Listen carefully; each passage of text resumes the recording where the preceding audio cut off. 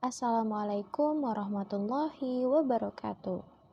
Halo Sobat Guru Dana, kali ini kita masih membahas tentang pariwisata. Dan kali ini kita akan memulainya dengan materi yaitu kritik pariwisata. Kritik pariwisata adalah suatu upaya yang dilakukan supaya pembangunan pariwisata tidak hanya mampu dilihat dari sisi positifnya. Akan tetapi, ada pula sisi negatif yang ditimbulkan. Sehingga, hal ini sangat penting untuk kita bahas terkait dengan kritik pariwisata, agar dapat menjadi bahan evaluasi dan membangun pariwisata lebih maju, juga berkembang lagi tanpa meninggalkan jejak yang merusak baik dari segi lingkungan, budaya, serta sosial dan ekonomi. Adapun untuk rinciannya akan dijelaskan satu persatu sebagai berikut. Yang pertama ialah perspektif lingkungan. Dampak pariwisata terhadap lingkungan. Menurut United Nations Environment Program atau yang disingkat dengan UNEP, ada beberapa dampak dari kegiatan pariwisata. Di antaranya adalah sebagai berikut. Menipisnya sumber daya alam. Kegiatan pariwisata ini membutuhkan sumber daya alam, seperti sumber daya alam, air, energi, makanan, material, dan lainnya. Ketika penggunaan sumber daya alam yang berlebihan oleh bisnis pariwisata, seperti penggunaan untuk pengunjung, kolam renang, pemeliharaan kebun, dan lain sebagainya. Penggunaan sumber daya alam 2 kali lebih banyak dalam pariwisata daripada sebelum adanya pariwisata. Ketika penggunaan semakin meningkat, maka hal ini akan mempengaruhi populasi lokal, terutama musim puncak ketika permintaan untuk sumber daya lebih tinggi. Selain itu, juga berdampak pada sumber daya hayati. Kedua, ada polusi. Dampak yang ditimbulkan dari polusi ini sangatlah beragam. Adapun bagian-bagiannya adalah yang pertama, polusi udara dan kebisingan. Meningkatnya jumlah pengunjung menjadikan sektor ini menjadi sumber emisi yang semakin penting. Menurut hasil penelitian UNWTO, dampak yang ditimbulkan dari pariwisata terhadap emisi karbon berdasarkan datanya adalah sektor pariwisata secara global telah menghasilkan 5% dari total emisi karbon. Kedua, sampah dan limbah. Padat pengelolaan limbah merupakan tantangan yang meningkat dalam sektor pariwisata. Contohnya saja, sesuai dengan hasil penelitian UNEP, wisatawan Eropa dapat menghasilkan 1 kg limbah padat per hari. Wisatawan AS lebih banyak dapat mencapai 2 kg limbah padat per hari. Sedangkan kapal pesiar yang beroperasi diperkirakan dapat menghasilkan sampah sampai 70.000 ton per tahun. Ini dapat meningkatkan kerusakan perairan pesisir dan kehidupan laut di dalamnya. 3. Pembuangan limbah. Pengelolaan air limbah juga menjadi isu penting dalam sektor pariwisata, terutama limbah cair yang tidak diolah, maka langsung dibuang ke laut atau ke badan air lainnya, sehingga dampaknya sangat membahayakan terhadap habitat dan pencemaran air. 4. Polusi estetika. Polusi estetika terjadi ketika kegiatan pariwisata gagal mengintegrasikan bangunan dan infrastruktur menjadi fitur arsitektur lokal yang ada.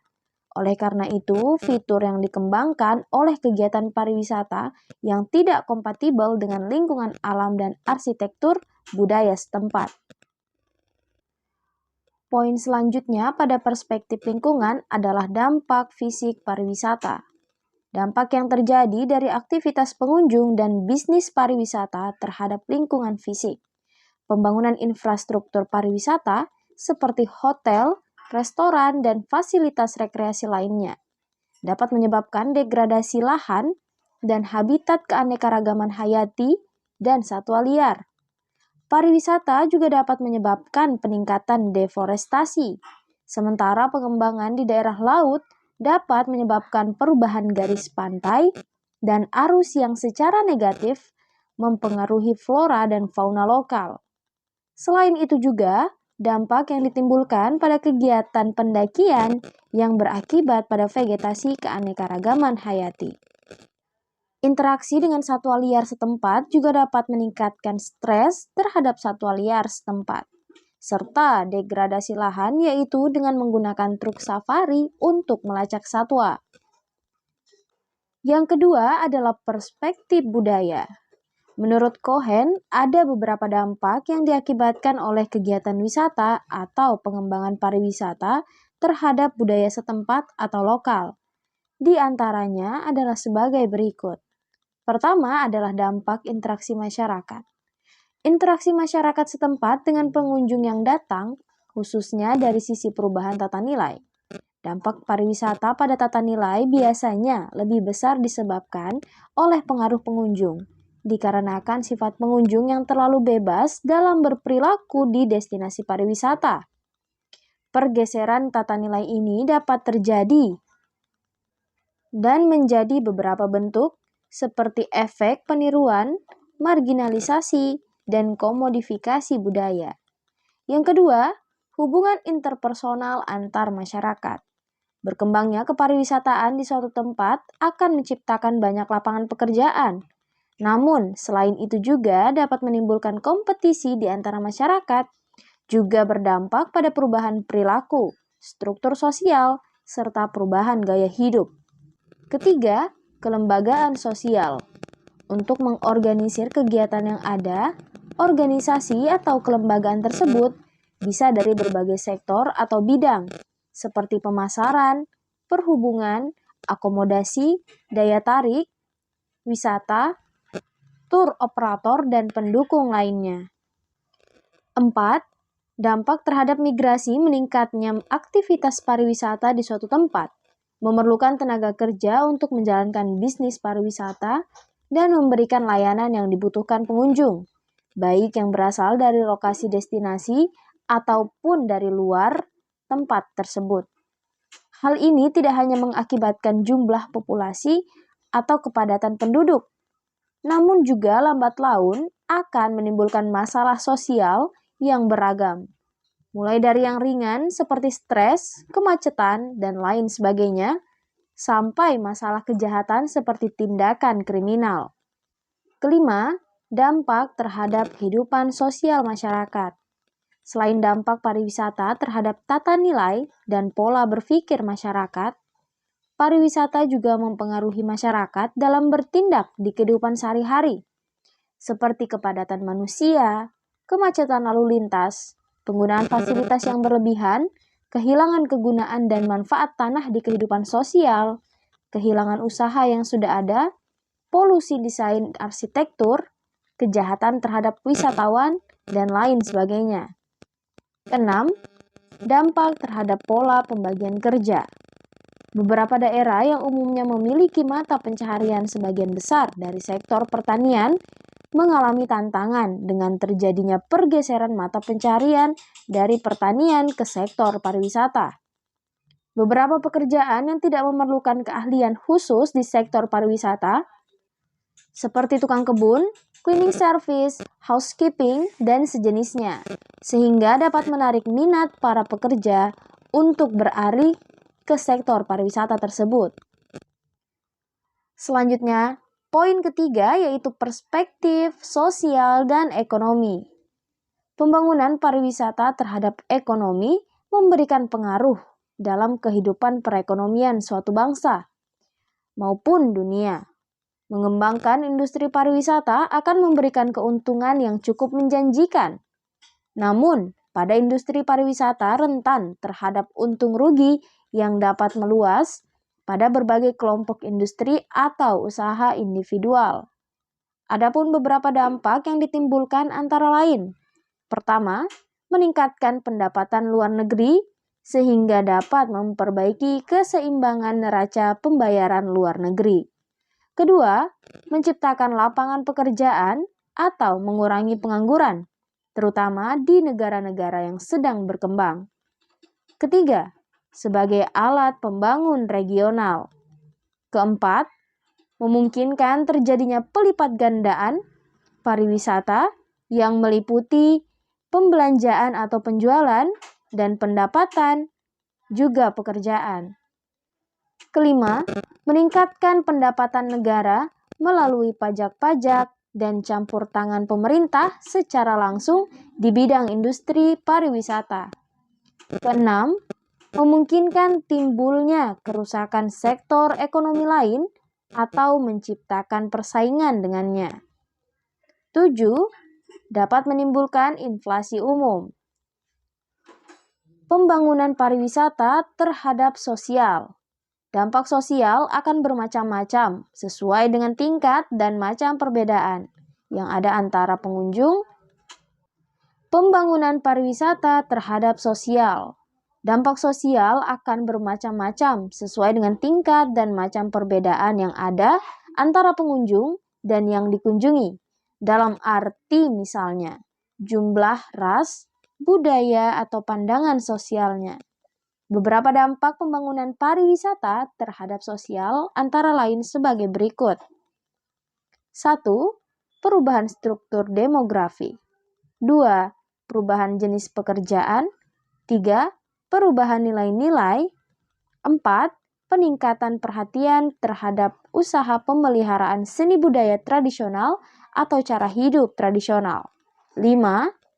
Penurunan nilai-nilai artistik karena komersialisasi seni budaya tradisional. 6. Perubahan pola konsumsi harian. Pariwisata berbasis masyarakat atau yang disingkat dengan CBT. Pengembangan desa wisata berbasis masyarakat merupakan pendekatan yang menawarkan peran yang lebih kepada masyarakat untuk terlibat dalam keseluruhan proses pengembangan desa wisata. Pengembangan desa wisata berbasis masyarakat sebagai bagian integral dari desa, sehingga proses yang dilaksanakan ditujukan sepenuhnya untuk memberdayakan masyarakat dan memberikan keuntungan yang sebesar-besarnya kepada masyarakat. Pengenalan CBT didefinisikan oleh ASEAN pariwisata berbasis masyarakat atau yang lebih dikenal dengan istilah Community Based Tourism dengan singkatan CBT sebagai kegiatan kepariwisataan yang sepenuhnya dimiliki, dijalankan dan dikelola oleh masyarakat, sehingga berkontribusi dalam meningkatkan kesejahteraan masyarakat melalui mata pencaharian yang berkelanjutan dan melindungi tradisi sosial budaya yang bernilai maupun sumber daya alam dan warisan budaya. Adapun prinsip pembangunan pariwisata berbasis komunitas atau masyarakat menurut ASEAN diantaranya adalah sebagai berikut. Melibatkan dan memberdayakan komunitas agar pengelolaan dapat dipastikan transparan, membangun kerjasama dengan pihak-pihak stakeholder terkait yang dalam hal ini dikenal dengan konsep pentahealth, yaitu pemerintah, swasta, media, akademik, dan komunitas, memperoleh pengakuan dari otoritas terkait, meningkatkan kesejahteraan sosial dan martabat manusia, menerapkan mekanisme pembagian keuntungan yang adil dan transparan, menghargai tradisi dan budaya lokal, berkontribusi terhadap konservasi sumber daya alam, dan yang terakhir, meningkatkan kualitas pengalaman wisatawan dan tuan rumah dengan memperkuat interaksi yang bermakna antara tuan rumah dengan tamu. Dalam beberapa kasus, masyarakat lokal pada umumnya tidak memiliki informasi, sumber daya, dan kekuatan yang cukup untuk mengambil keputusan dalam pembangunan pariwisata. Untuk itu, dibutuhkan pihak-pihak khusus dan profesional yang dapat mengatasi keterbatasan-keterbatasan masyarakat untuk menguatkan organisasi lokal secara kontinu, sehingga dapat lebih baik dalam mengembangkan destinasi wisata. Kontribusi masyarakat lokal dalam pembangunan pariwisata. Masyarakat harus terlibat aktif dalam pengembangan pariwisata. Pariwisata juga diharapkan dapat memberikan peluang dan akses bagi masyarakat lokal untuk pengembangan usaha seperti pariwisata penunjang. Hal ini digunakan untuk meningkatkan kesejahteraan dan taraf hidup penduduk lokal dengan memungkinkan mereka untuk mendapatkan keuntungan langsung dari wisatawan secara lebih ekonomis melalui kerajinan, souvenir, warung makan, dan sejenisnya. Sehingga penduduk setempat dapat memperoleh lebih banyak manfaat ekonomi langsung dari wisatawan. Digunakan untuk meningkatkan taraf hidup dan kesejahteraan mereka. Tingkat keterlibatan masyarakat dalam pariwisata sangat bervariasi dan tergantung pada jenis potensi, pengalaman, pengetahuan, dan keahlian yang dimiliki oleh individu atau masyarakat setempat. Bentuk partisipasi masyarakat di desa wisata juga dapat dilihat dalam penyediaan akomodasi penginapan homestay. Sesuai dengan definisinya, homestay menjadi jenis akomodasi penginapan sederhana yang memanfaatkan rumah tinggal masyarakat lokal untuk digunakan atau disewa oleh wisatawan dalam waktu sementara. Beberapa peran masyarakat lokal dalam pengembangan pariwisata dapat dilakukan dengan cara sebagai berikut. Pertama, menyewakan lahan kepada pengelola pariwisata untuk dikembangkan menjadi daya tarik. Daya tarik wisata serta ikut dalam pemantauan dampak yang terkait dengan pengembangan pariwisata. 2. Bekerja sebagai karyawan tetap atau paruh waktu di perusahaan operator perjalanan. Dibandingkan dengan memberikan layanan kepada operator pariwisata seperti pelayanan makanan, transportasi, akomodasi, dan pemandu wisata. Ketiga, membentuk usaha patungan dengan pihak swasta, di mana masyarakat setempat menyediakan tempat dan pelayanan, sedangkan pihak swasta menangani pemasaran produk dan pengelolaan usaha. Keempat, pengembangan kepariwisataan mandiri ke arah pengutamaan pengembangan kepariwisataan masyarakat. Kemiskinan dianggap sebagai masalah sosial yang tidak dapat dipisahkan dari kehidupan masyarakat. Situasi ini menyebar dari perkotaan ke pedesaan. Tetapi pada kenyataannya, wilayah pedesaan yang lebih besar masih memiliki tingkat kekayaan yang lebih rendah daripada wilayah perkotaan. Kondisi ini memerlukan sikap serius dari berbagai pihak, karena masyarakat pedesaan kehilangan fungsi sosialnya jika tidak dikendalikan. Pemberdayaan masyarakat melalui pengembangan sektor pariwisata yang lebih aktif merupakan salah satu alternatif pemecahan masalah kemiskinan. Konservasi sebagai solusi pariwisata massal. Pariwisata massal yaitu kegiatan wisata yang cenderung dikunjungi oleh wisatawan dalam jumlah banyak. Pariwisata massal berorientasi pada wisata yang dilakukan secara beramai-ramai, berkumpul, dan melakukan kegiatan bersama-sama, sehingga ini menyebabkan ketidakberaturan kunjungan, bahkan menyebabkan ketidakmaksimalan dalam pelayanan yang diberikan oleh pengelola. Melihat hal tersebut, maka dicobalah pengelolaan wisata berbasis masyarakat yang dalam pengaplikasiannya adalah membentuk desa wisata. sehingga wisatawan dapat mendatangi destinasi wisata yang lebih beragam dan kepuasan dari wisatawan itu sendiri lebih mudah tercapai.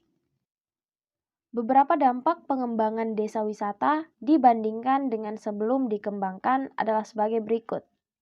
Pada aspek potensi, wisata massal tidak memiliki kekhasan yang menonjolkan baik budaya, adat istiadat, karakteristik masyarakat, maupun belum dioptimalkannya potensi desa yang akan menarik minat wisatawan. Sedangkan pada desa wisata, memiliki kekhasan yang menjadi daya tarik wisatawan, baik itu berupa potensi, keindahan alam, adat istiadat, maupun karakteristik dari masyarakatnya. Pada aspek karakter masyarakat, wisata massal tertutup kepada warga pendatang atau wisatawan. Sedangkan pada desa wisata, terbuka kepada warga pendatang atau wisatawan. Pada aspek mata pencaharian, desa massal bergantung kepada pengelolaan sumber daya alam, seperti pertanian, perkebunan, dan sebagainya. Sedangkan pada desa wisata, tidak hanya kepada pengelolaan sumber daya alam, tetapi juga kepada mata pencaharian, seperti sektor jasa, yaitu penginapan, transportasi atau travel wisata, dan lain sebagainya. Pada aspek orientasi pembangunan desa, wisata massal bukan menjadi bagian rencana pembangunan desa, sehingga program pembangunan yang ada tidak ditujukan untuk mendukung kegiatan pengembangan pariwisata. Dan pada desa wisata, pariwisata sebagai bagian dari rencana pembangunan desa, sehingga program pembangunan seperti infrastruktur ditunjukkan untuk mendukung pengembangan pariwisata. Nah, dari data di atas, maka dapat disimpulkan bahwa banyak dampak dan perbedaan dikembangkannya pariwisata berbasis masyarakat. Bahkan dikembangkannya pariwisata berbasis masyarakat ini sebagai alternatif yang dapat membuat wisata yang berkelanjutan. Lalu, ada yang namanya pariwisata pedesaan. Wisata pedesaan adalah salah satu bentuk pengembangan masyarakat berbasis pariwisata. Pariwisata dijadikan jalur untuk mewujudkan masyarakat yang bebas dari kemiskinan dan memiliki kegiatan untuk menjaga lingkungan alam dan budaya untuk kepentingan sendiri maupun kepentingan yang akan datang. Efektivitas wisata pedesaan sebagai wisata alternatif merupakan bentuk kebijakan pembangunan pedesaan yang mencoba melakukan diversifikasi desa yang selama ini banyak berbasis pertanian. Pertama, efektivitas wisata pedesaan sebagai wisata alternatif. Pengembangan desa wisata merupakan bentuk kebijakan pembangunan pedesaan yang mencoba melakukan diversifikasi desa yang selama ini banyak berbasis pertanian. Desa wisata dikembangkan untuk menjadi desa yang berbasis pada industri wisata. Desa wisata dalam pengembangannya merupakan proses penggalian potensi yang ada di desa, baik itu berasal dari unsur alam, sosial, budaya, masyarakat, atau lainnya. Sehingga sifat alamiah dan kelestarian karakteristik desa tetap terjaga dan terpelihara. Masyarakat sebagai subjek dan objek pembangunan desa harus senantiasa dilibatkan dalam keseluruhan proses pengembangan desa, mengingat bahwa tujuan pengembangan desa wisata selain itu mengembangkan karakteristik, nilai-nilai tradisi dan budaya menjadi sebuah objek wisata, juga untuk meningkatkan kesejahteraan masyarakat sehingga masyarakat harus berperan dan menjadi pihak yang diuntungkan. Kedua, peluang dan tantangan wisata pedesaan. Keberadaan desa wisata dalam perjalanan pembangunan pariwisata di Indonesia sudah demikian penting. Desa wisata mampu mewarnai variasi destinasi yang lebih dinamis dalam suatu kawasan pariwisata, sehingga pariwisata tidak selalu terjebak dalam tren pengembangan mass tourism. Melalui desa wisata, pariwisata membuktikan keberpihakannya kepada semangat pariwisata sebagai penyerap tenaga kerja pedesaan, sebagai generator pertumbuhan ekonomi wilayah, dan sebagai alat pengentas kemiskinan. Adapun kendala dan tantangan desa wisata adalah terbatasnya visi atau persepsi yang jelas dari masyarakat tentang pariwisata, rendahnya interesting dan kesadaran masyarakat, rendahnya kemampuan sumber daya manusia, adanya kendala budaya atau cultural barrier. Adapun kendala dan tantangan desa wisata adalah terbatasnya visi atau persepsi yang jelas dari masyarakat tentang pariwisata, rendahnya interest dan kesadaran masyarakat, rendahnya kemampuan sumber daya manusia, adanya kendala budaya, sering terjadi pemaksaan dan pembohongan terhadap wisatawan. Oleh karena itu, pemerintah membuat kebijakan sebagai panduan dan acuan dalam pengembangan desa wisata sebagai berikut. Pertama, memberikan peluang dan peran sebesar-besarnya kepada masyarakat dalam pembangunan kepariwisataan. Selanjutnya adalah pengalokasian sumber dana, penguatan kelembagaan, dan pemberdayaan masyarakat dengan meningkatkan kemampuan dan kemandirian. Lalu memberikan kontribusi dalam pembangunan secara maksimal. Selanjutnya, memberikan kebebasan terhadap keinginan masyarakat. Pengembangan desa wisata dapat menciptakan produk wisata lokal sebagai modal dasar perencanaan dan pemasaran produk, sehingga dapat menciptakan dan ketahanan ekonomi. Namun, tidak dapat dipungkiri bahwa pengembangan desa wisata masih dihadapkan pada beberapa persoalan mendasar yang berasal dari internal desa. Beberapa persoalan tersebut adalah sebagai berikut. Terjadinya duplikasi model dan kurangnya diferensiasi produk. Pengembangan sebuah desa wisata cenderung mengulang produk yang sudah berjalan. Selanjutnya adalah tidak adanya standarisasi desa wisata. Desa wisata muncul dan berkembang lebih banyak karena faktor ikut-ikutan. Lalu, produk wisata tidak berbasis potensi lokal. Produk wisata yang dikemas dan ditawarkan kepada wisatawan pada suatu desa wisata seringkali tidak berbasis produk lokal, karena hanya mengikuti tren produk yang dikembangkan pada desa-desa lainnya yang sudah lebih dulu mengembangkan. Kemudian ada keterbatasan akses.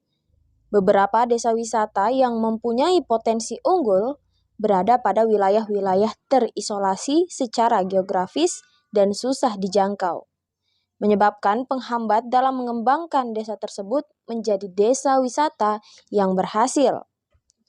Kelemahan dalam pengemasan produk paket wisata juga mengalami kenaikan potensi wisata yang tinggi, membutuhkan ketepatan dan daya kreativitas pengelolaan agar mampu menjadi atraksi wisata yang memikat.